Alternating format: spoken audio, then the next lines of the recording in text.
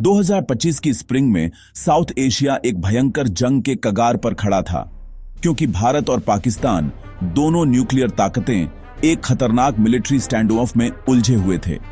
कई हफ्तों तक दुनिया ने चिंता से देखा कि कैसे मॉडर्न हथियार और तीखी बयानबाजी ने इस रीजन को दशकों में सबसे ज्यादा खतरे के करीब धकेल दिया था। यह संकट एक भयानक टेररिस्ट अटैक से शुरू हुआ, लेकिन उसके बाद जो हुआ वह एक अनपेक्षित एस्केलेशन था, जिसमें दोनों देश एक खतरनाक जैसे को तैसा की स्थिति में फंस गए थे। इस अफरा तफरी के बीच अमेरिका के पूर्व प्रेसिडेंट डोनाल्ड ट्रंप ने बड़े दावे से कहा कि सिर्फ उन्होंने न्यूक्लियर जंग को रोका था, जिससे पहले से ही अस्थिर स्थिति में ग्लोबल विवाद पैदा हो गया। यह वीडियो उन घटनाओं, अलग अलग बयानों और एक ऐसे कॉन्फ्लिक्ट की असली कहानी को सामने लाता है जिसने लगभग पूरे सब कॉन्टिनेंट को आग लगा दी थी। 22 अप्रैल 2025 को कश्मीर के पहलगाम में एक भयानक टेररिस्ट अटैक हुआ, जिसमें 26 सिविलियन मारे गए और रीजन की नाजुक शांति भंग हो गई। भारत ने तुरंत पाकिस्तान बेस्ड ग्रुप्स को इसका जिम्मेदार ठहराया, जिससे पूरे देश में गुस्सा और कार्रवाई की मांग बढ़ गई। सरकार पर जोरदार जवाब देने का भारी दबाव था, क्योंकि डिप्लोमेटिक प्रोटेस्ट्स की जगह मिलिट्री प्रिपरेशंस ने ले ली थी। तनाव बढ़ गया, क्योंकि भारत ने दुनिया के सामने सबूत पेश किए, जबकि पाकिस्तान ने इसमें शामिल होने से इनकार किया और भारत पर बलि का बकरा बनाने का आरोप लगाया। डिप्लोमेटिक चैनल्स के डेडलॉक होने के बाद भारत की मिलिट्री ने संकेत दिया कि वह अपनी शर्तों पर जवाबी कार्रवाई करेगी। दुनिया एस्केलेशन के लिए तैयार थी, यह जानते हुए कि अगला कदम एक बहुत बड़े कॉन्फ्लिक्ट को ट्रिगर कर सकता है। पहलगाम अटैक ने एक ड्रामेटिक और खतरनाक टकराव के लिए मंच तैयार कर दिया था। 7 मई को भारत ने ऑपरेशन सिंदूर लॉन्च किया।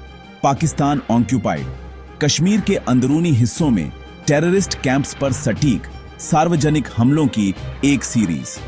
मॉडर्न मिसाइलों और ड्रोन्स का इस्तेमाल करते हुए भारत ने कई टारगेट्स को तबाह कर दिया, जिससे अदम्य संकल्प और टेक्नोलॉजिकल सुपीरियरिटी का स्पष्ट संदेश गया।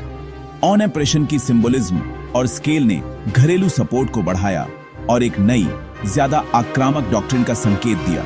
पाकिस्तान के लिए ये हमले उसकी मिलिट्री प्रेस्टीज और कंट्रोल के लिए एक सीधी चुनौती थे। दुनिया ने देखा कि एंगेजमेंट के नियम बदल गए थे और पूर्ण युद्ध का खतरा मंडरा रहा था। भारत के साहसिक कदम ने पाकिस्तान को चुनने पर मजबूर किया, हमले को सहें या एस्केलेट करें। अगले दिन यह खुलासा करेंगे कि रीजन तबाही के कितने करीब था। पाकिस्तान ने जोरदार जवाबी कार्रवाई की, जिससे रीजन 4 दिनों के भीषण युद्ध में डूब गया। हवाई झड़पें, तोप खाने की लड़ाई और मिसाइल हमले। भारत ने ब्रह्मोस क्रूज मिसाइलों से जवाब दिया, जिससे पाकिस्तान के प्रमुख एयरबेस पंगु हो गए और भारी पारंपरिक शक्ति का प्रदर्शन हुआ। दोनों पक्षों ने अपनी सेनाओं को जुटाया, नागरिकों को निकाला और बढ़ते खतरों का आदान प्रदान किया। यह लड़ाई कारगिल युद्ध के बाद सबसे गंभीर थी, जिसमें न्यूक्लियर एस्केलेशन का खतरा हर कदम पर मंडरा रहा था। ड्रोन्स, मिसाइलों और भारी तोपखाने ने सीमा को युद्ध क्षेत्र में बदल दिया, जबकि दुनिया ने चिंता से देखा। हर पक्ष का मानना था कि वह एस्केलेशन को नियंत्रित कर सकता है, लेकिन गलत अनुमान का खतरा बहुत ज्यादा था।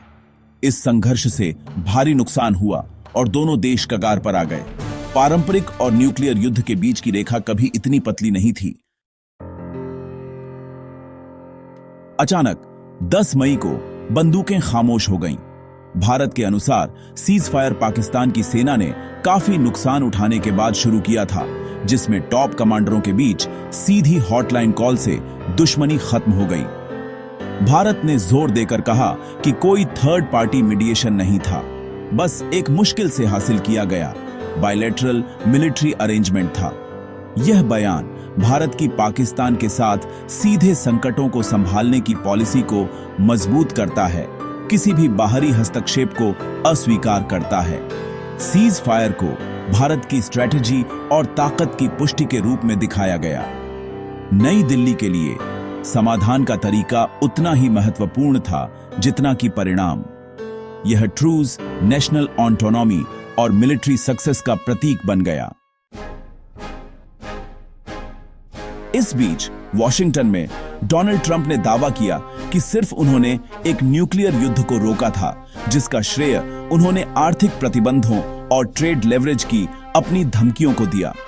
ट्रंप का बयान, भाषणों और इंटरव्यूज में दोहराया गया। उन्हें एक जरूरी ग्लोबल डीलमकर के रूप में पेश किया गया। उन्होंने जोर देकर कहा कि उनके हस्तक्षेप ने भारत और पाकिस्तान दोनों को पीछे हटने पर मजबूर किया, जिससे संकट के समाधान में उनकी भूमिका केंद्रीय हो गई। ट्रंप के लिए यह कहानी पॉलिटिकल गोल्ड थी। घर और विदेश में एक मजबूत नेता के रूप में उनकी इमेज को मजबूत करती थी।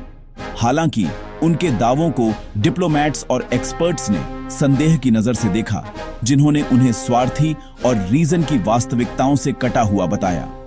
उनके दावों की फ्रीक्वेंसी और ड्रामा ने एक जटिल संकट को एक पर्सनल पीआर कैंपेन में बदल दिया। ट्रंप के इवेंट्स का वर्जन जल्द ही साउथ एशिया के ऑफिशियल अकाउंट्स से टकराएगा। ट्रंप के दावों पर भारत की प्रतिक्रिया त्वरित और स्पष्ट थी। कोई अमेरिकी मध्यस्थता नहीं थी।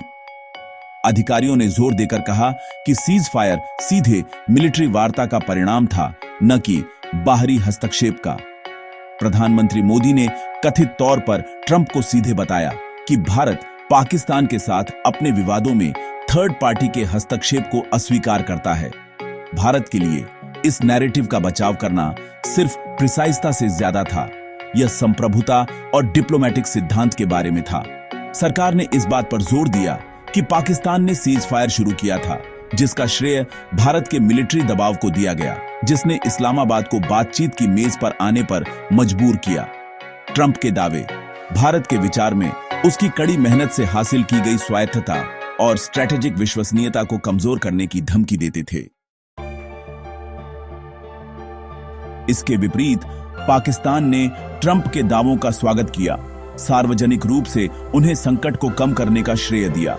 इस्लामाबाद द्वारा अमेरिकी मध्यस्थता को अपनाना रणनीतिक था, जिसका उद्देश्य वॉशिंगटन के साथ संबंध बनाना और कॉन्फ्लिक्ट को इंटरनेशनल बनाना था। पाकिस्तानी नेताओं ने ट्रंप का नाम नोबेल शांति पुरस्कार के लिए भी प्रस्तावित किया, जिससे उनके अहंकार को बढ़ावा मिला और संबंध मजबूत हुए। यह कदम भारत के साथ अपने विवादों में थर्ड पार्टी को शामिल करने के पाकिस्तान के लंबे समय से चले आ रहे लक्ष्य के अनुरूप था। परिणाम एक डिप्लोमेटिक खींचतान थी। भारत ने किसी भी मध्यस्थता से इनकार किया, जबकि पाकिस्तान ने इसका जश्न मनाया।